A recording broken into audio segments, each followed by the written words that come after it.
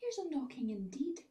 If a man were porter of Hellgate, he should have old turning the key.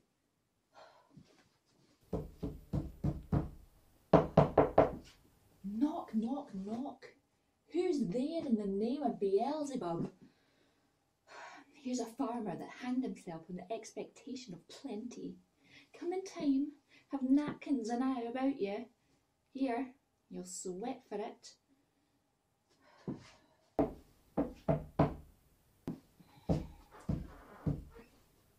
Knock, knock. Who's there in the other devil's name? Faith, here's an equivocator that could swear on both the scales against either scale, who committed treason enough for God's sake, yet could not equivocate to heaven. Oh, come in, equivocator.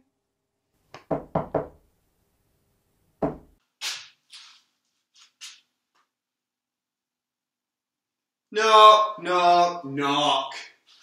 Who's there? Oh, here's an English tailor, come hither for stealing out a French hose. Oh, come in, tailor. Here you may roast your goose. Knock, knock, never quiet. What are you? But this place is too cold for hell. I'll devil porter it no further. I thought to have let in some of all professions that do the primrose way to the everlasting bonfire. Anon, anon, I pray you please, remember the porter. Was it too late, friend, ere you went to bed, that you do lie so late? Faith, sir, we were carousing till the second cock. And drink, sir, is the great provoker of three things. What three things does drink especially provoke?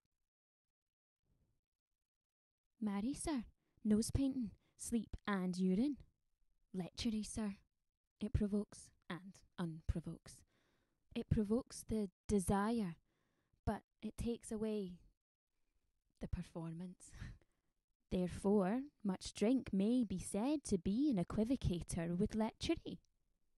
It makes him and it mars him. It sets him on and it takes him off. It persuades him and disheartens him. It makes him stand to and not stand to. In conclusion, equivocates him in a sleep and, giving him the lie, leaves him. I believe drink gave thee the lie last night.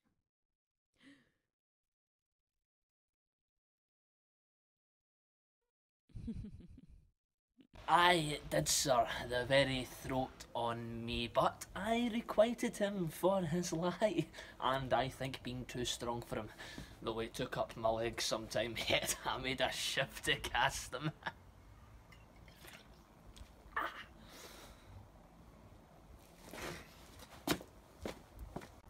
Is thy master stirring? Our knocking has awakened him. Here he comes.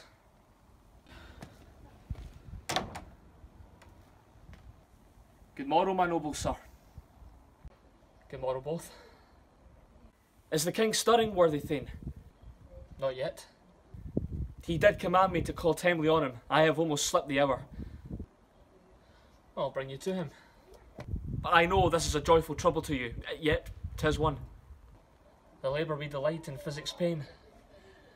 This is the door. I'll make so bold to call, for 'tis my limited service.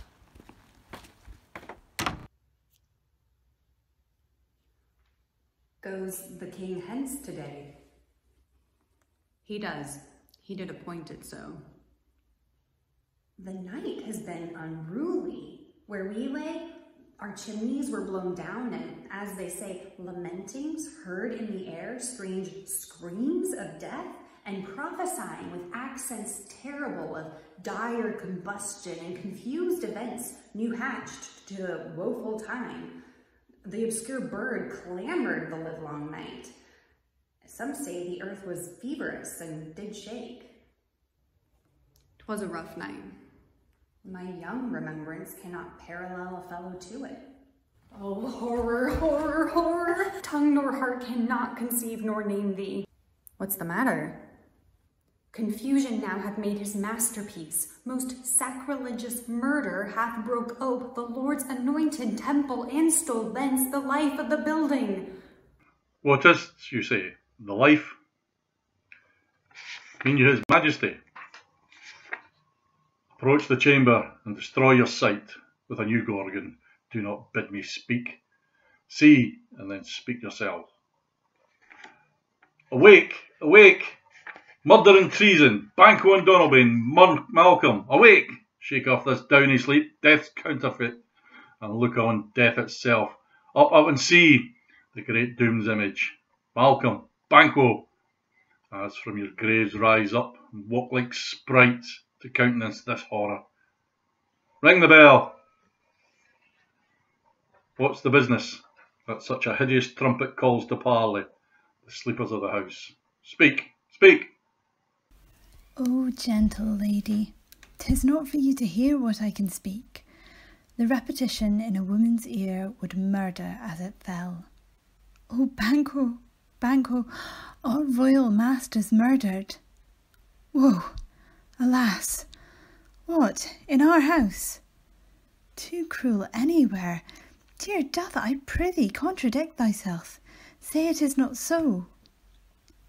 Had I but died an hour before this chance, I had lived a blessed time, for from this instant there's nothing serious in mortality. All is but toys, renown and grace is dead, the wine of life is drawn, the mere lees is left this vault to brag of. What's amiss? You are, and do not know it. The spring, the head, the fountain of your blood is stopped. The very source of it is stopped. Your royal father's murdered. Oh, by whom? Those old chambers, it seemed, had done it. Their hands and faces were unbadged with blood. So were their daggers, which unwiped with fun upon their pillows. They stared and were distracted. No man's life was to be trusted with them. Oh, yet do I repent me of my fury that I did kill them. Wherefore did you so? Who can be wise, amazed, temperate and furious, loyal and neutral in a moment? Nay, man, the expedition, my violent love outrun the poser. Reason. Here lay Duncan, his silver skin laced with his golden blood. These gashed stabs looked like a breach in nature, for ruin's wasteful entrance. There, the murderers, steeped in the colours of their trade, their daggers unmannerly breached with gore.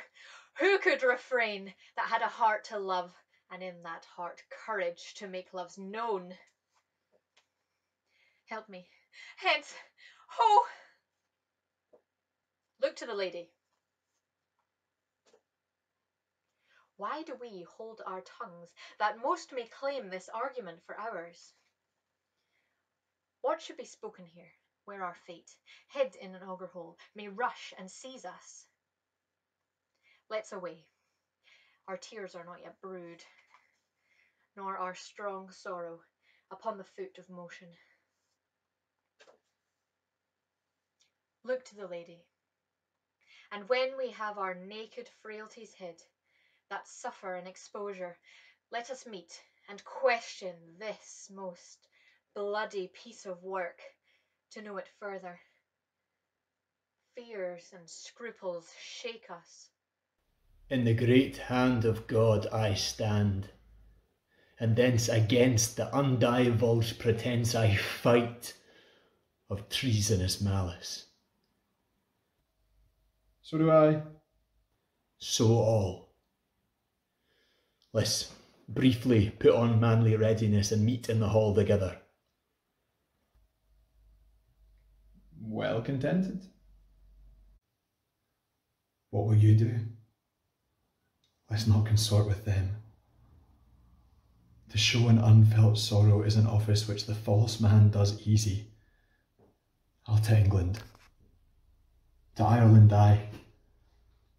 Our separated fortunes shall keep us both the safer. Where we are, there's daggers in men's smiles. The near in blood, the nearer bloody. This murderous shaft that shot has not yet lighted, and our safest way is to avoid the aim. Therefore to horse, and let us not be dainty of leave-taking, but shift away. There's warrant in that theft which steals itself, when there's no mercy left.